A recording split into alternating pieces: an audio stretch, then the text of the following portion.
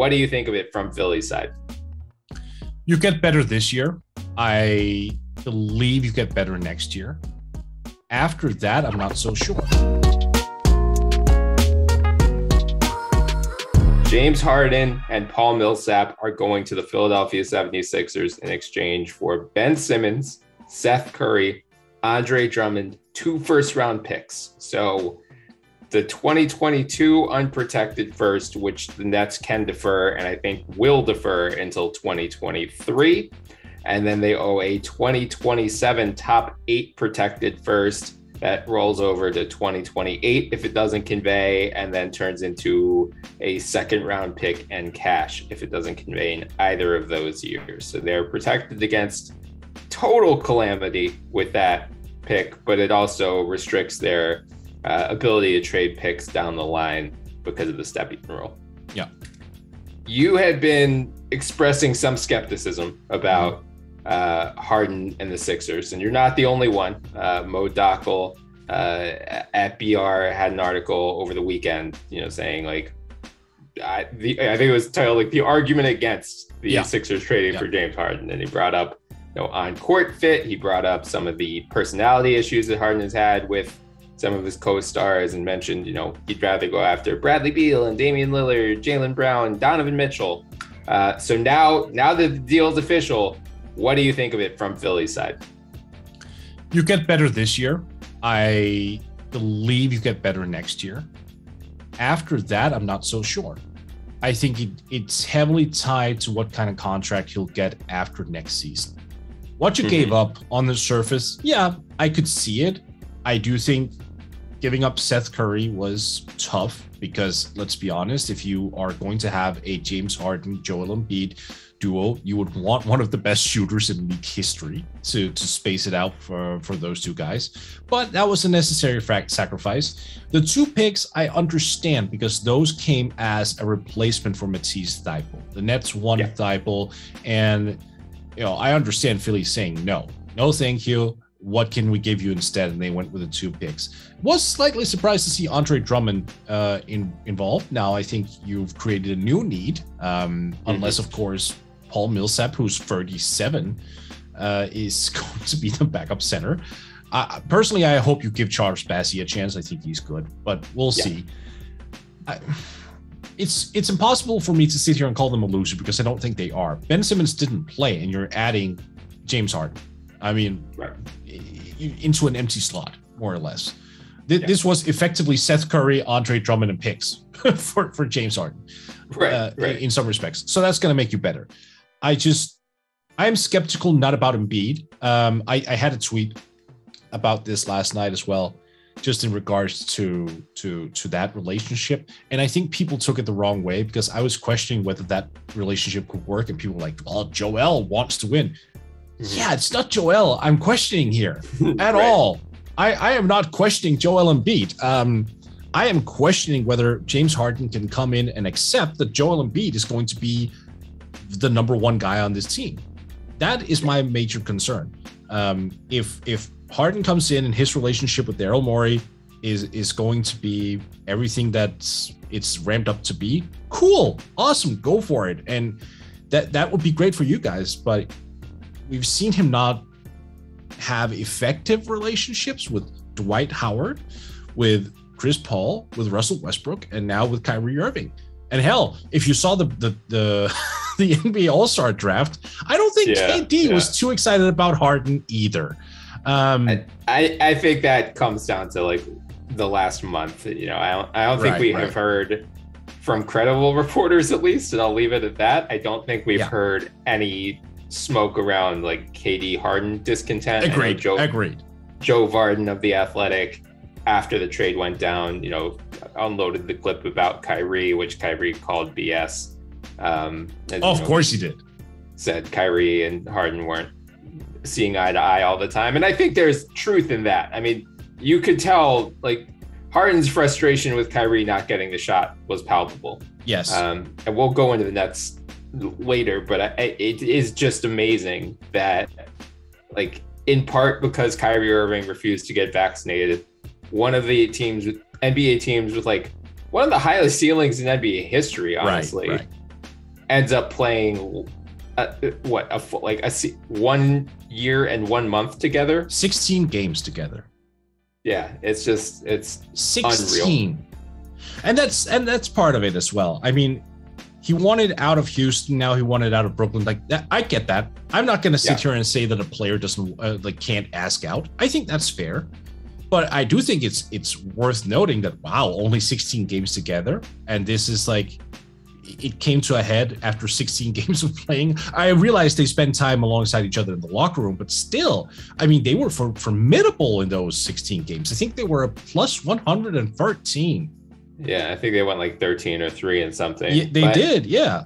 So I mean, I would say like, I think the only 16 games was the problem. I mean, based on, like at this point of year, it's hard to like piece together everything. You have to pull from different reports and different reporters to kind of get as much of a full picture as any of us not behind the scenes are going to. Agree. It sounds like when Harden went to Brooklyn, the idea was I have these 2-star teammates, so I don't have to do everything anymore. Mm-hmm. Like I was so heliocentric in Houston. Everything was built around me. And like, I've got 30,000 regular season minutes on my body. I've got almost 5,000 playoff minutes. Like, I know father time is coming for me. I need some help. And, KD going down with the injury this year, which is obviously not his fault, but it happened. And now Kyrie only being a part-time player, it sounds like Harden was frustrated that here we are. I went to Brooklyn thinking I was going to be part of a big three, and I'm back to being the primary and like only real hope of us winning a lot of nights this season. So I think he develops wandering eyes for Philly and sees like Joel Embiid playing at an all-star level, Tyrese Maxey taking this big leap this year, Tobias Harris was not, an all-star, but he played like one last year and got off to an awful start this season, but he's been better as of late. So like Harden might be looking at Philly and say like, I actually have more help there than I will in Brooklyn. Two thoughts come to mind here with that. Mm-hmm. If he was willing to be a part of everything and like get into, not a role player capacity, but like a secondary star ideology. Yeah. Why did he show up in the shape that he did? I mean, that's just James Harden. No, but Luka does it. Yeah, Luka does it but that's not okay either. I'm not. I know. That's total whataboutism, though. I mean, it's that's not okay, regardless of who you are. I mean, and this is the issue to me. Is I wonder how seriously he takes these things. I think you worded it so beautifully in our DM thread with Sarah, which we have on Twitter, when she asked you, are you excited or scared? And you said a bit of both. Yeah. I think that summarizes it perfectly. I will say this. In regards to the trade, it's now or never. Like, it's championship or bust. You went in. Yeah. I don't want to hear any freaking excuses coming out of Philly if you failed this year, going, oh, well, he only played for like 30 games before the wins. No, screw all that. Excuses are off the table right now. Excuses are completely off the table. I don't want to hear anything. This is because you went all in on this guy. He is supposed to lead you to the promised land. You're all in. Like, everything is on Daryl Morey now. Everything is on James Harden, Joel Embiid, and Doc Rivers and those guys. It is, if they fail to win the championship, if they fail to make his finals run, if they get booted in the second round, all the criticism goes their way. Every ounce of it. And to be clear, like, I think the most likely outcome is that they still don't win a title. I mean, that's just the probability of the NBA is 29 teams end their season in disappointment. One ends with the championship. So if you're, probability wise, like, since they made the trade, they are now at plus 650 to win the final on FanDuel. They were a plus 1300 prior to the deal. Right. So they're still behind Brooklyn. They're still behind the Warriors, still behind the Suns, slightly behind the Bucks. I think I would put them over Brooklyn. Yeah, I mean, especially, again, we'll get to Brooklyn a little bit. Like, we don't know when Ben Simmons is going to debut or whatever. Yeah, I mean, I would definitely, like, I still think the Suns are going to win the title this year. I'm beginning to reach that point as well. Yes. yeah, I just don't understand why, or at least why they aren't the clear favorites right now. Yes, agreed. They're doing everything in their power to beat us over the head with, hey guys, we're really effing good. Last year wasn't a fluke. Yeah. Stop doubting us. Yep. Like, we are just incredible on both ends of the floor.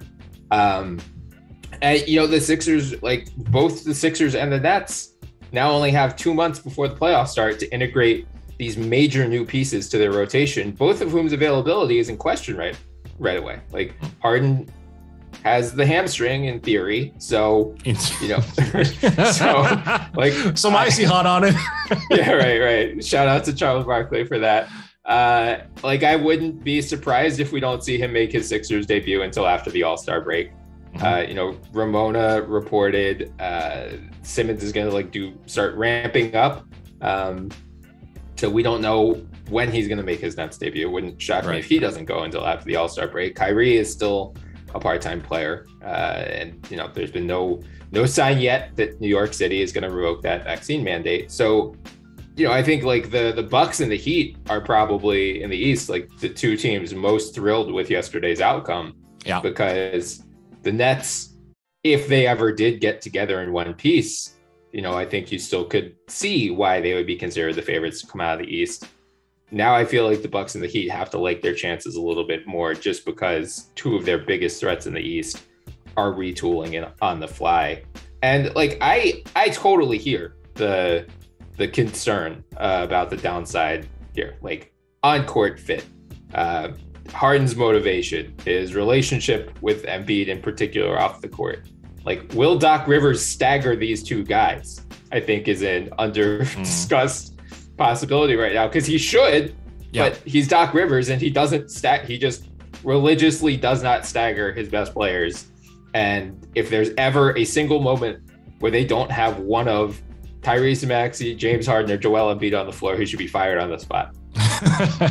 I honestly don't have a big problem with the on-court fit, to be honest. And why I say that, fully recognizing what Mo Dakhil said in his piece.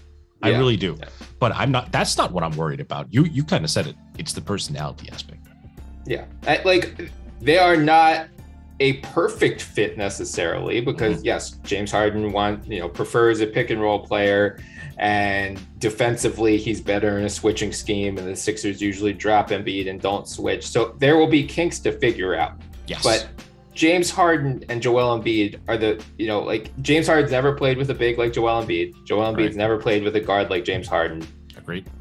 And I have faith, especially as you said, from the Embiid side, of figuring this thing out. He has shown his willingness to adapt based on his teammates, how he adapted his game with Ben Simmons this year with Tyrese Maxey and Seth Curry and Tobias. Like, I think Joel Embiid will do whatever it takes to make this thing work.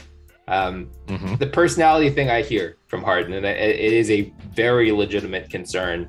I'm hoping that his relationship, not only with Morey, but with Sixers CEO Tad Brown, who was there with the Rockets and Harden seemed to have a very close relationship with, is a close relationship with Michael Rubin, one of the minority governors for the Sixers.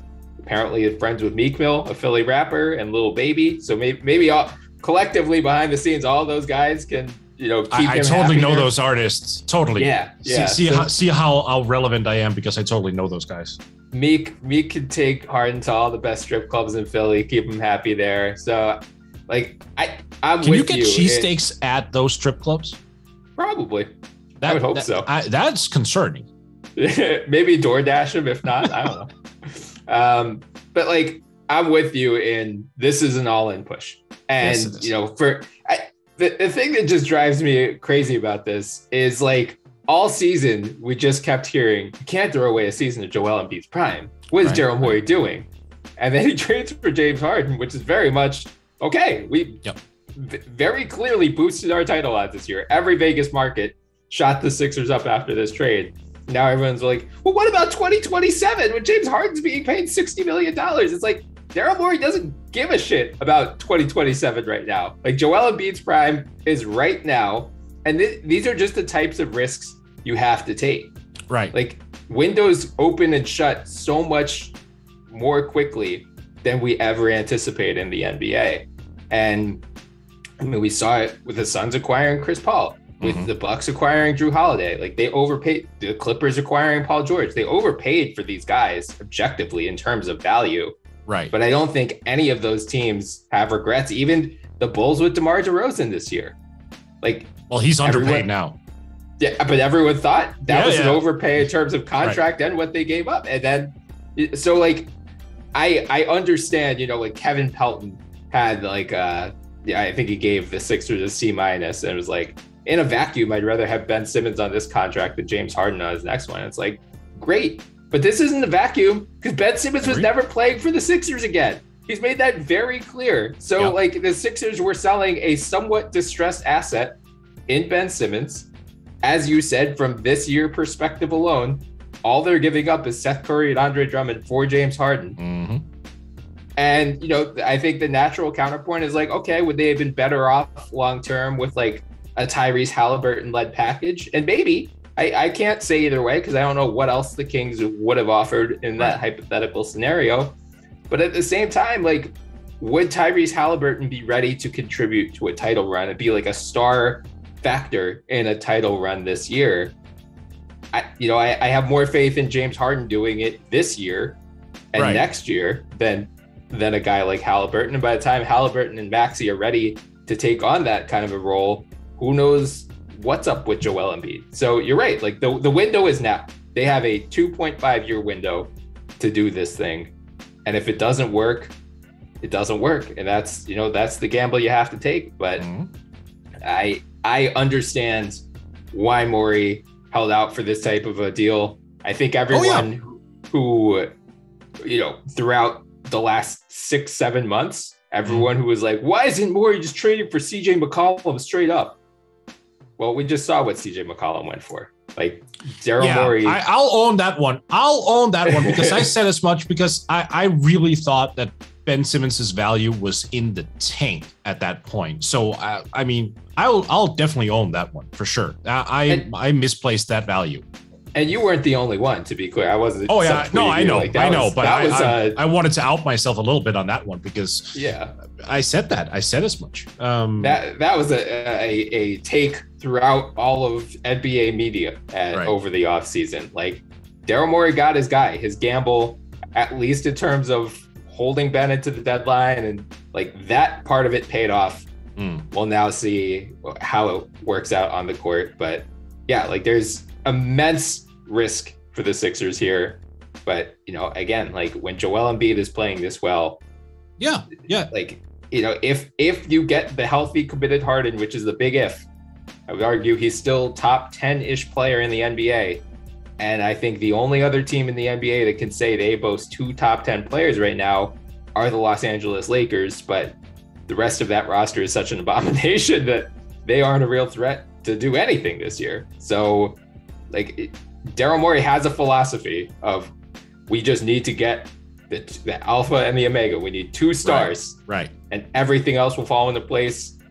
He has built his team in his vision, in his way. Now it's time to see how the chips fall. I don't disagree with any of that. My major concern is that it's Harden specifically. That's it. I completely agree with cashing in chips and going forward. I think that is, you should. Like you said, Joel is what, 27 now?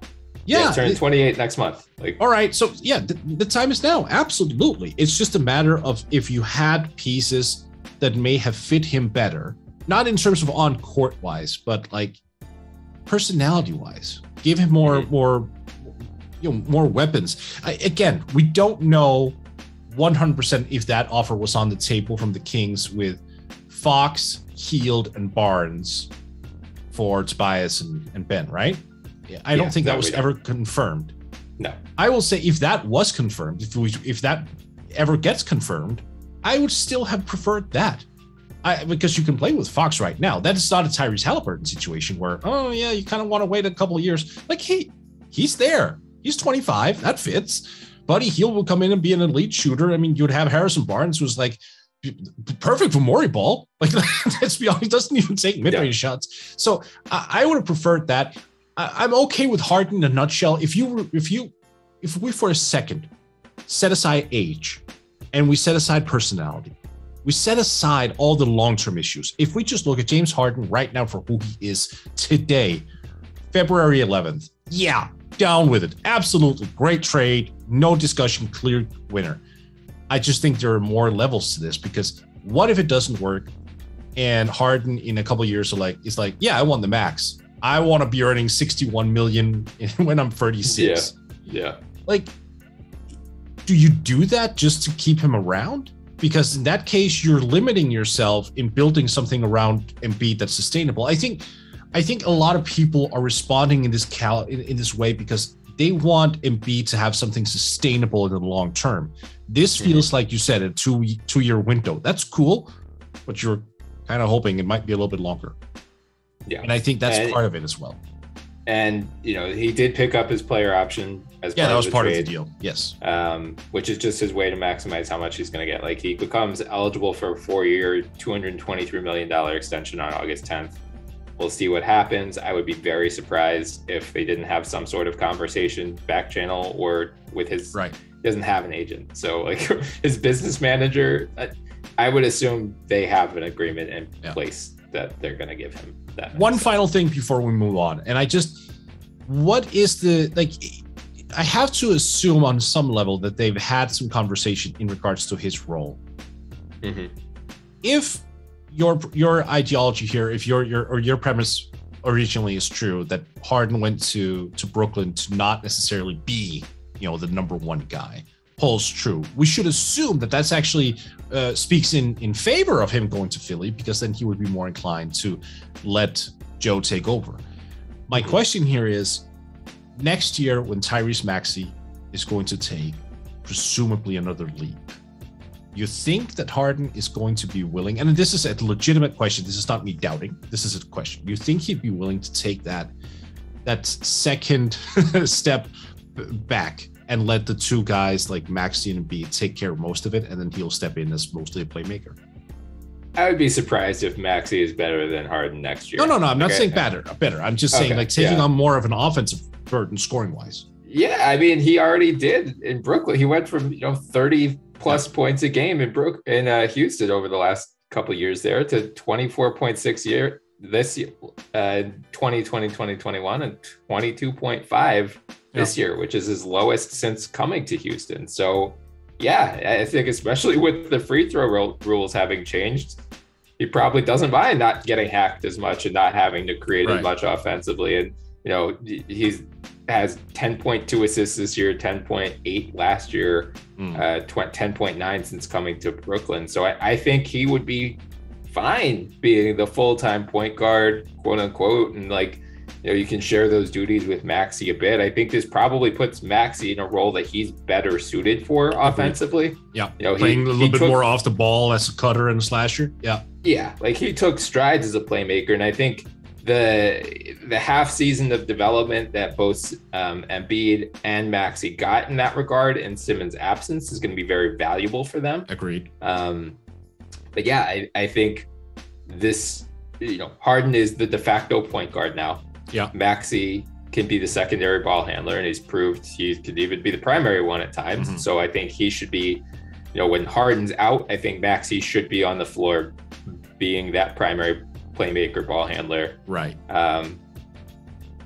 I guess I have fewer concerns about their on-court fit than others do. No, it's not actually about the fit. It's rather because if Harden is willing to do that, I think that could work in his favor as well in terms of extending his career, and maybe lessen the upcoming downfall. Downfall, that's a hard word. That's not what I meant. Like the future decline of his game. Mm-hmm. If he allows Tyrese Maxey to come in and be that secondary scorer, maybe all by next year or the next year after, and he falls back into this very, very playmaking oriented role and is a little bit more selective with his shots, I could see that working out in favor of the Sixers and James, because then he could slowly but surely extend his efficiency over the course of a few years, where he won't have to be this guy who burns his legs for 36 plus minutes every single night and has to take 25 shots and be a high usage player. Maybe that actually benefits him in the long run, where when the Sixers extend him, you actually get more bang for the buck because you get a player who isn't completely done. Right. Yeah. Okay. I will say as much. I will try my damnedest to be optimistic about this because I do see the upside. I'm not an idiot. I do see the upside here. I just think it's now. Of course. I can't see a trade like this and go, no. They have years to get this done. Like, no, it's now. It's exactly the same like when he got traded to Brooklyn. Like, it's now or never. Yeah. Like they if they don't win a title in the next like this year and then the next 2 years, it's not going to happen. So they have a, again, 2.5 year window in which to win a title. But I think they significantly boosted their chances of doing so with this trade. I agree with that. And I think that's a fair period to put this on. Yeah.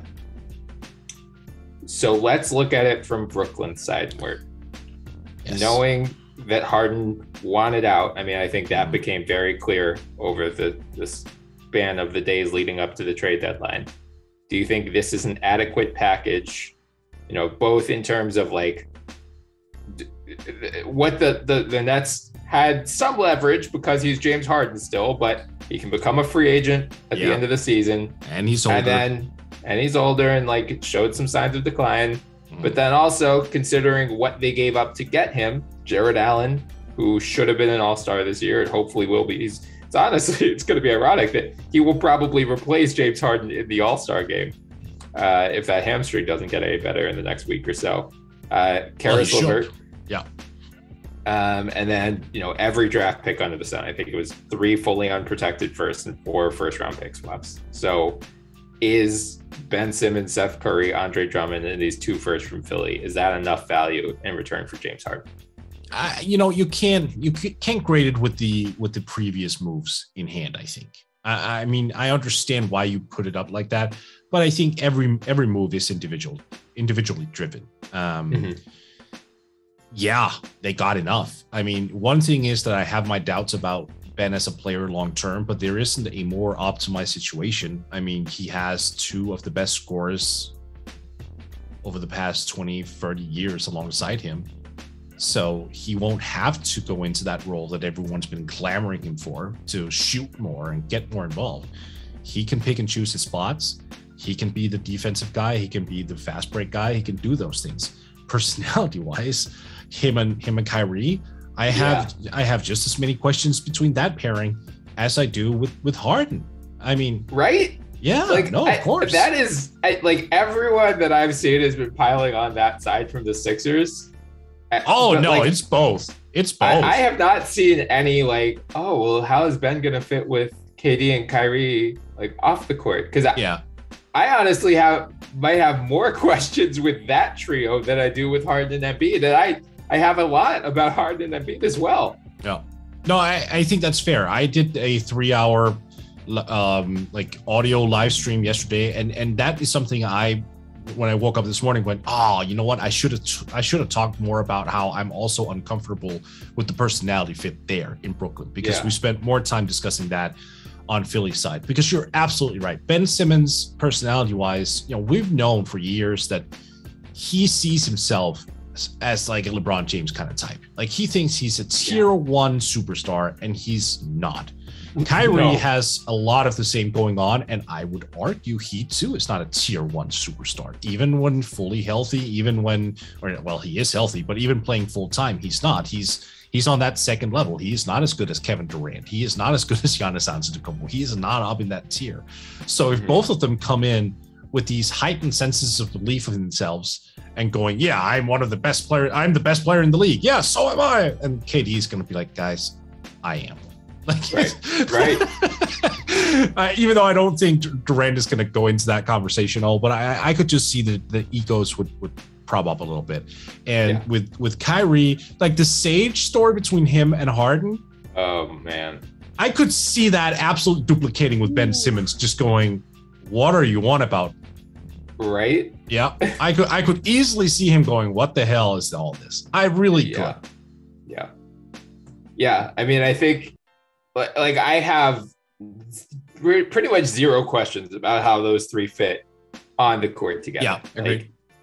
you could even make the argument that they are a better fit together than Harden was with them, because like, you know, all of the one ball concerns that we heard when they made the Harden trade last year, they didn't really prove true. I mean, we saw when in those 16 games that those guys played together, they were just a thermonuclear offense. Like they figured out how to make it work. But defensively, there were some questions, especially this year when, you know, they're cycling through an endless cast of LaMarcus Aldridge and Blake Griffin and Paul Millsap, who's now, you know, fell out of the rotation, is now on the Sixers. Nick Claxton as well. They didn't have, like, when you look ahead to the playoffs, who's going to stop Giannis Antetokounmpo? Who's going to stop Joel Embiid? They didn't have a good answer for that question. They still, frankly, don't.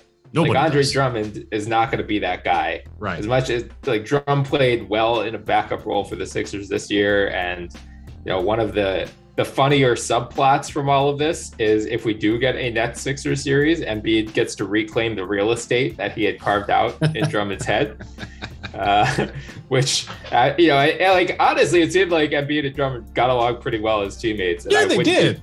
I wouldn't be totally shocked to see Drummond come back to the Sixers next year as a result, but I do think there's some potential. I mean, if we do get a Nets Sixers series, there is so much potential for hilarity. That is just one of the more. Oh, it has to happen. It has to happen. We talked about this on the stream as well. Like, I would feel cheated if we don't get a Nets Sixers series this year. Adam Silver needs to just rig the standing somehow. Like, I don't really care. Just like. Like you could do playoff seeding for the rest, but like at some point, if we don't get Nets Sixers, like that would just break all ratings. I mean, I looked last night, you know, because the Nets' first game in Philly after this trade is March 10th. Tickets just to get in now are $200 per seat. Like this is, I mean, that game is going to probably be the most watched regular season game of the year. So I think the NBA would also be rooting for this. But yeah, like I think would they though? Because I'm just reminded of something, Brian. Because the Nets would have two part-time players in that series. Kyrie would play on the road, and Ben would only play at home. I know. It's going to be interesting to see if he shows up on March 10th. You and I had this conversation on Twitter. Yeah, I don't think he shows up on March 10th. If he does, kudos to Ben Simmons. Legitimately, honestly, yeah. I mean that would show whatever mental issues prevented him from playing in Philadelphia. Like, yes, as a member of the opposing team, I think if you were afraid of like getting booed by the Philly crowd when you came back after this long holdout, I mean, you know, Kyrie in Boston, like after he forced his way out, didn't play in Boston for like 2 years or so, right? Like I think his first game back was during the COVID season when there were no fans in the stands. Right. Wouldn't be surprised if we see a similar thing with Ben Simmons, which is, you're right. If in the playoff series, it'd be especially hilarious. It would be wild. Like, could you just imagine having two part-time players? Oh my God. But no, like assuming. I don't know how those guys are going to mesh off the court. Right. I do think the presence of Patty Mills could help because Patty and Ben are both Australian. Patty was saying last night he's had a relationship with Ben since he was a kid. And Kyrie has Australian ties. There you go. Yeah. So, yeah, maybe they could bond over that. Yeah. I struggle to see when things go south for that team at any point. Like Ben is just, it takes a while to figure out how to reach him best, and maybe this experience has made him hungrier and like made him more open to criticism and like willing to adapt. But just based on what we saw in Philly, like Embiid and Ben responded to two different styles of leadership, and like you know, if Ben Simmons again like passes up an open layup or like makes a mistake and KD or Kyrie come over to yell at him, how is he going to respond to that? Is he going to like retreat back into his shell, or is he going to realize like, all right, these guys just want to win and they're trying to like tell me what I need to do to get there, even if it means addressing some mistakes and making myself uncomfortable. Right. So I think that more than the on-court fit, that is the biggest question mark from the Nets side coming out of this trade, is like which version of Ben Simmons shows up. Is it the one that we've seen in Philly, who is an incredibly gifted player and is going to replace a lot of James Harden's playmaking, is going to give them an element that they haven't had defensively, is going to reduce Kevin Durant's burden on that end in particular. Right. So there are a lot of reasons to like the trade for them, not even to mention, getting in Drummond, who should, regardless of whether he starts or comes off the bench, like should solidify their front court rotation. And Seth Curry, especially if Joe Harris can't come back this year, like adds another shoot. Like you could do any combination in the playoffs of Durant, Simmons front court, and then Kyrie, Patty Mills, Joe Harris, Seth Curry, and that offense should just be absolute fire. But yeah, like which version of Ben Simmons do we get? Do we see a Ben Simmons who we have never seen before? I mean, if he starts popping threes, Philly fans are going to be so upset. Oh man, yeah. For some reason I doubt it. But hey, like I honestly wish the best for Ben Simmons. Like whatever happened in Philly to get to this point, I hope he can get over it, because he's an immensely talented player. And it sucks to see a player like that whose ceiling is honestly like MVP caliber. If he was willing to address the weaknesses in his game like Joel Embiid has over the past few years, like Joel Embiid was somewhat at risk of stagnating as well, because he was so talented, but he had such glaring weaknesses with like passing vision and, getting flummoxed with double teams, his ball handling in particular. Like he didn't have the face-up game. Then he just added these things and suddenly became an MVP candidate. If Ben is really willing to address his shortcomings with regard to jump shooting and free throw shooting and just shooting in general, like the Nets clearly are going to win this trade. I mean, he's a younger player. He's under contract for 3 more years after this one. He's going to be half the price of Harden. Like there's real upside here. It's just my questions are all in terms of like the personality and off court rather than how do these guys' skill sets fit together. Yeah, I agree with that. If you had to pick today, who would you take in a Nets Sixers series? Oh, really? You want to do this? I do. I hadn't thought about it. So this is going to be off the cuff, I think. See, and now I'm thinking about it. Are we assuming fully healthy KD?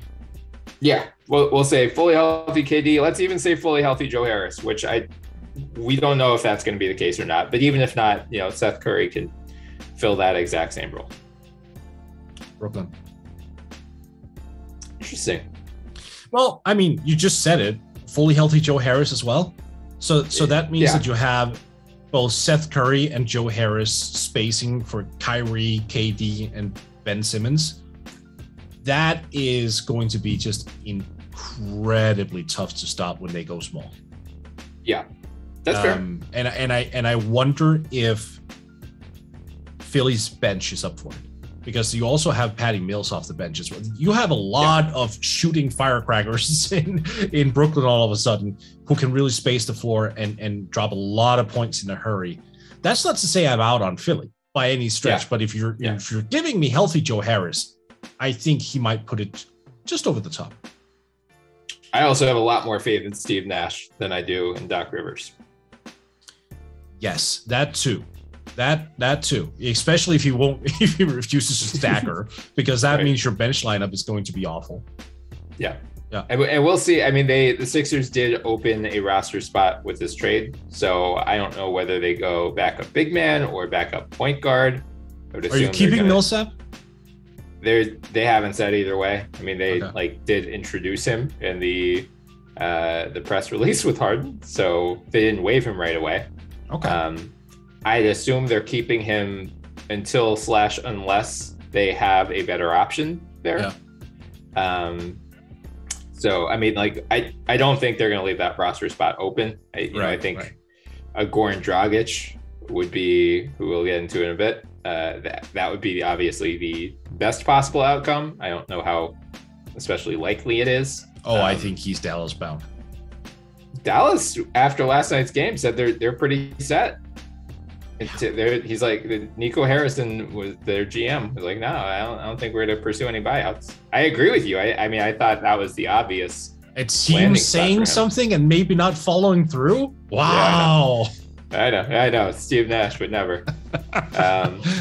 Yeah. I bottom line, we all need a Nets Sixers series just for the drama alone. Yeah.